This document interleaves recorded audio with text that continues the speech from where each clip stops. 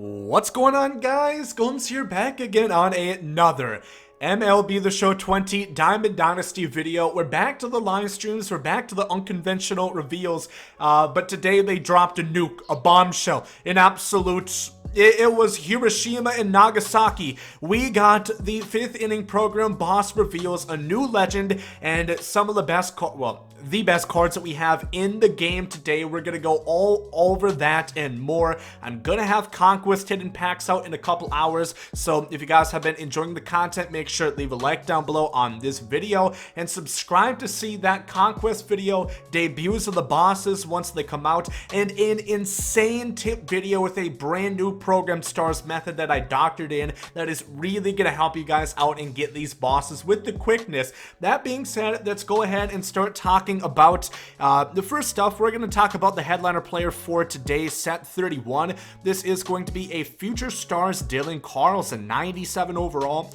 They backtracked a bit on the overall, but they did not backtrack with the skill, the desire. This is still a great card. 102, 94 contact, 89 and 95 power as a switch hitter, 84 vision, 90 fielding at left field, a bit inopportune. You would like to see that maybe in center or so, because he has really good defense for left field. That's usually where you want to stick out somebody who's going to go pick Dandelions. So Dylan Carlsen's going to do great. He's still going to have a gold defensive shield at first or the other outfield positions, 76 speed, 82 arm. So really, he's going to be great no matter where you play him. I think this is a great card. I have used his prospect card in Showdown a lot. Really liked it. Has a good swing. This should be really nice for you guys, and I'd imagine around a 60-70k price point is pretty realistic. Let's start diving into the boss stuff. This of course is going to be the 5th inning program, as you guys can see in the screenshot. It's gonna have 900 star rewards yet again, so there's gonna be a ton of packs, you know, even beyond the usual 600. If you guys venture and really grease out on this game, you guys can get that. Then of course Showdown, Conquest, and that stuff is going to return.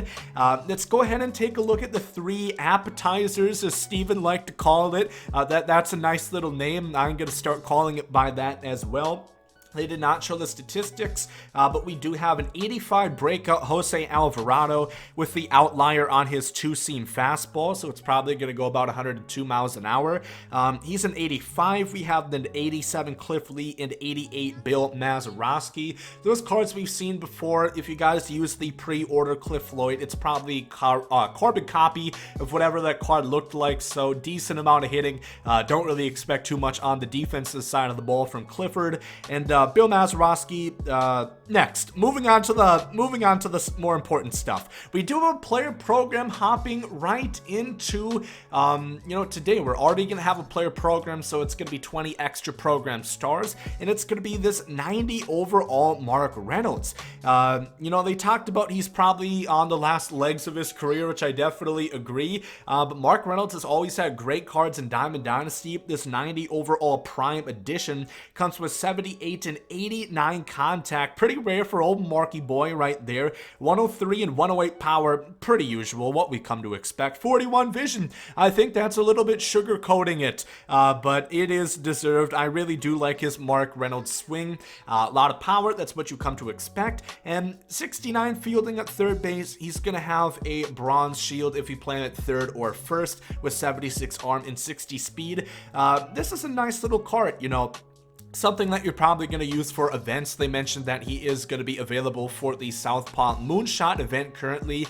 Probably not going to start him, but it's a nice little card to see. And yeah, again, even if you don't want him, it's 20 free program stars, and you just have to do a couple of moments to get the player program, and then play the Diamondbacks on All-Star against the computer, and then bada bing, bada boom, look at that, you have a free 90 overall. Heading into the bosses, this is where things get interesting, because we have a new legend, and we have 2 new legends this year that are also going to be bosses. The first one is Big Papi.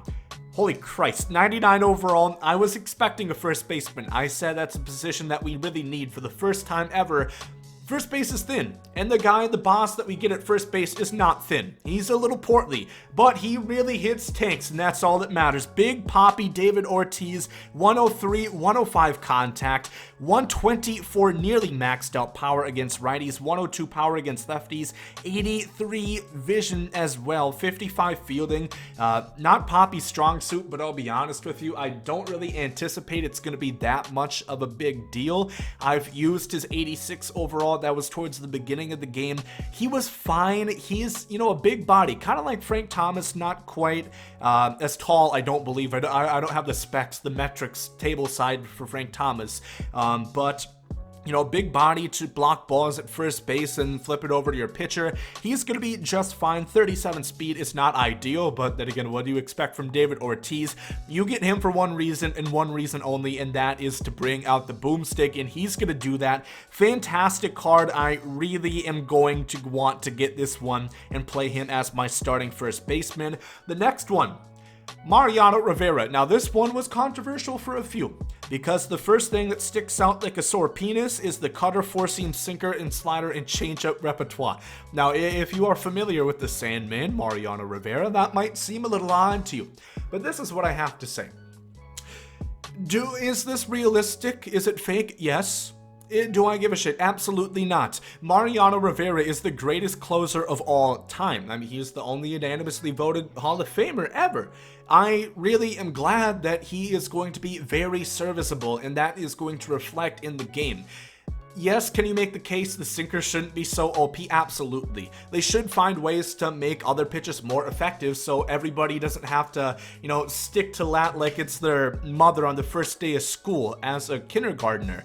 You know, you want to have all pitches be equal, be balanced, as everything should be. But the sinker's dominant, and Mariano Rivera should be as well. The cutter comes in at 96, so does the four-seam at 97. The sinker does not have outlier at 94 to 96. He has great per nine, of course, 115 hit 9, 110 K9, 105 walk 9, and maxed out pitch and clutch. This is going to be the best reliever we're going to see all year. Yes, the pitch repertoire isn't realistic, but it is the best that you're going to find in the game, and I'm glad that they did it. Mariano Rivera is the second boss, and then moving on to the brand new legend. I don't think this is necessarily a shocker. My guess was Tome. As soon as I saw Papi, I'm like, shit, I'm wrong. It's Larry Walker. I'm still happy with this one. I think a lot of people kind of expected Larry Walker to be in the game. You know, I think once we saw Todd Helton, a lot of people thought it was probably going to be Larry Walker, because again, they seem to really want to get the guys that have just recently got inducted into the Hall of Fame, which is good hopes for Derek Jeter possibly next year.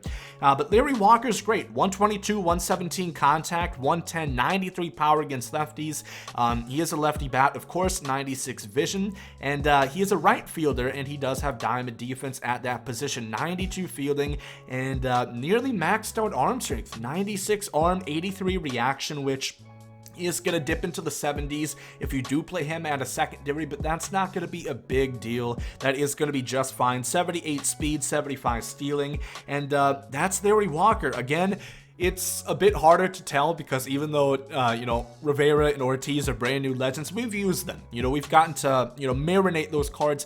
I have no clue what to expect from Larry Walker's swing. I think it's probably somewhere in the defaults. Maybe. I'm not completely complacent on that.